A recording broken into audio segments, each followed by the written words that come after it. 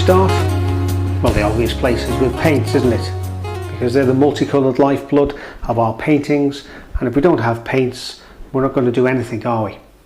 So let's have a look how we buy them. And essentially, there's two ways.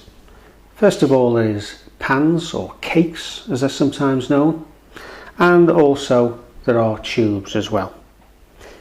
Each has their own advantages and disadvantages, so what we'll do is have a closer look at each one in turn. We'll start off with pans. This is actually a half pan. As you can see from my hand, it's about 3/4 of an inch by half an inch square, or 20 millimeters by 15 in metric.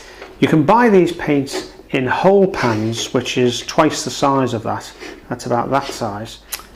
I find by experience in art shops that the whole pans are much less readily available, and certainly not in the range of colours that you can get in the half pans, though you can get the full range of colours in whole pans if you buy by post or online from art supply stores. Now obviously you can leave the pans loose as they are and paint with them, but you can see it's not the easiest way to get paint out. So what you would normally do is to buy a paint box. This is a typical one by Winsor & Newton, which has slots built into the inside of the paint box so that the half pans in this case can click simply into place, and then you're ready for painting. The only problem with half pans or any sort of pan paint is that the actual paint used tends to be of a harder consistency than that which you get in tubes, so that when you're trying to lift this out to get a big wash with a big brush, you've got to work a little bit harder to get sufficient paint on your palette. Right, let's move on to tube paints. In simple terms, we've got small, we've got medium, and we've got large tubes. And as I said before, the consistency of tube paint is much more moist and much softer than that of the paints in these pans. And in fact, what many artists do is once the pans are empty, they'll replenish them with the paint from the tubes. So you get the best of both worlds, the convenience and the ease of mixing. Okay, let's move on to the quality of paint that you're going to use.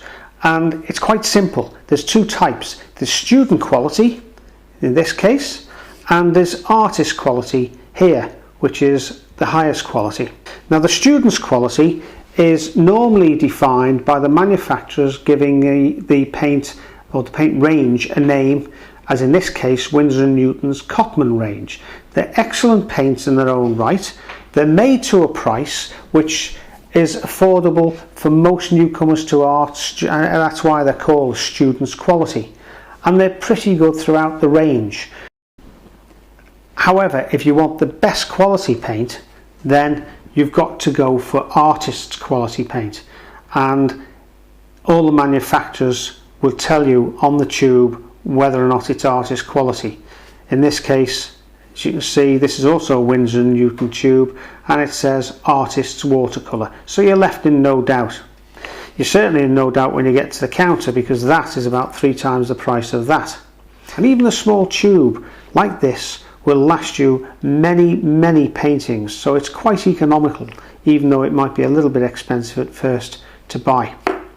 If you're just starting in painting and you don't want to spend an awful lot of money, then a few of these tubes of the student colour is what you should be looking for. You can always move onwards and upwards to the artist quality later on. What I would suggest against is using these cheap 20 colours in a little plastic palette type of paints.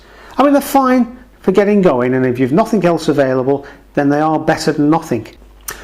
Right, I'm just going to demonstrate some of the different paint qualities that I've just been talking about. And what I'm going to start with is, here we have artist quality raw sienna.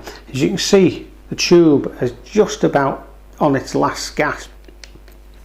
This is the student's quality, and as you can see, I've started squeezing that from the bottom, so I'll get all of that paint out eventually.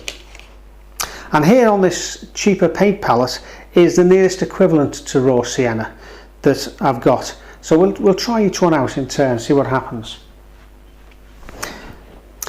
Okay, first off we'll use the children's paint palette, and it's not a bad colour, it's okay, but try as I might, I can't get it any deeper or thicker or stronger than that. Just wipe that and run it out to nothing so you can see the range of colour it'll give. Now we'll go on to the student colour. You can see that's given me quite a stronger colour. I can get a thicker, darker colour if I want. Again, just run it out to nothing for comparison. Clean the brush again, and then finally we'll look at our artist quality watercolour. You can see this is a much more vibrant and warmer yellow than either of these two, and that's the difference in the artist quality. And now a quick mention of something that often confuses people with the term hue, or HUE, that comes after the title of a colour. In this case we have lemon yellow, and in this case we have lemon yellow hue. Where you thought that was quite nice and bright and lively, this one is considerably more so. And finally, before we move off, we have here a tube of cadmium orange. Now that tube I bought about 20 years ago to make a card model for a friend. Yeah, that's right, 20 years ago. The tube of paint is 20 years old. But just to prove how good quality the paint is and how long it lasts, let's see what we can produce out of this tube. Squeeze a little bit out, and notice it's come out as moist and clean as it ever was.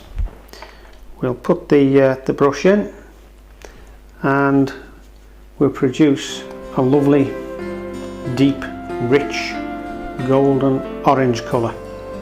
Whether your choice is student's quality or artist quality, whether you like hues or pure colours, whether you choose pans or you choose tubes, the watercolour paint you buy is going to go an awful long way. And as we've seen, even if you come back to it after 20 years, the colours are going to remain as bright and vivid and rich as the day you bought the paint.